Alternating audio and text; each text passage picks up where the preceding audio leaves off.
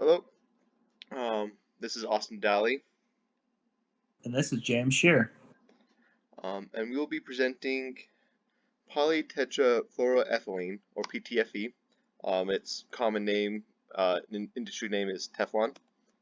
Um, PTFE was discovered in 1938 by a Roy J. Plunk. He was working on refrigerants, and uh, the stuff he's working with solidified, and he discovered that it was a white powdery substance, and it was very slippery. Um, After this, Teflon Teflon became the name, and it was trademarked by Chemours, which was a spin-off from DuPont. Real quick overview of what it can do. It has extreme non-stick properties. Just like in the video, the gecko is having trouble sticking to a Teflon-coated cookware. Um, it is anti-corrosive and non-reactive, so it's good at handling highly corrosive materials. Um, PTFE has a high strength and high heat resistance. Um, it has good electrical insulation properties, and it does not begin to degrade until it reaches temperatures of 662 degrees Fahrenheit. Because of these good electric insulation properties, it is really good for wiring for aerospace and computer applications.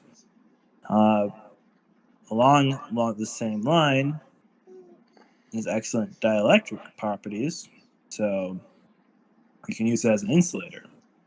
And due to the low friction of PTFE, it's good for plane bearings, gears, slide plates, seals, gas expressions, and there's just so many applications for Teflon nowadays. It's mind blowing.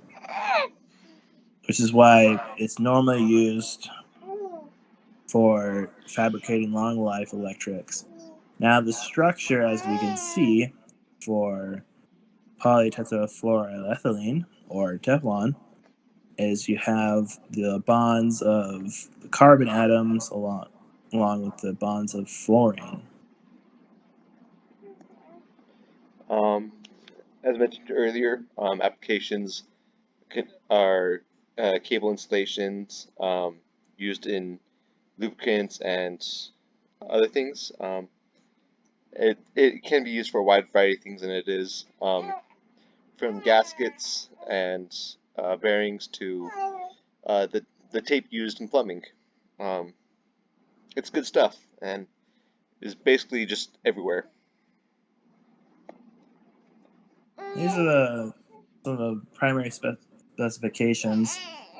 As we can see here, it has a fairly decent modulus of elasticity, modulus of rigidity, ultimate tensile strength, yield strength. I mean, granted, all of these look impressive, but we got to remember you got to be careful because when you're cooking your pots, make sure you don't use uh, regular metal cooking utensils because you'll just scrape the pan, ultimately scrape the Teflon, and then you'll poison yourself.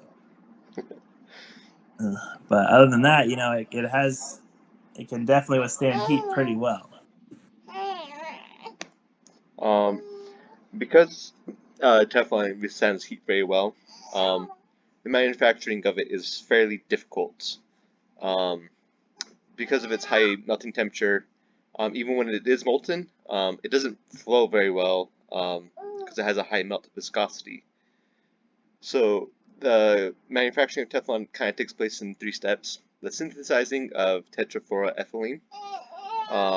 You just combined hydrofluoric, or fluorspar, and chloroform to get the TFE. Once that is completed, you fill a chamber full of clean water. Um, then add the TFE, which will then react with an initiator iron. Once it reacts, it makes PTFE, and it kind of floats to the top of the water as clear powder.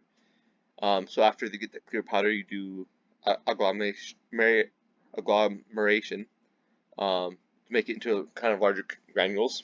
Um, and so they'll blend PTFE powder with a solvent. and then put it in a rotating drum and stick all the bits of powder together. And then from this point, there's lots of ways you could combine these agglomerations to create whatever product you want. One of the most common ways is sintering. You just put the polymer under high pressure, and it creates a basic form of it, and then from there you just machine your PTFE. Here are all of our references where we've got all of our information material, and thank you for listening. Have a great day.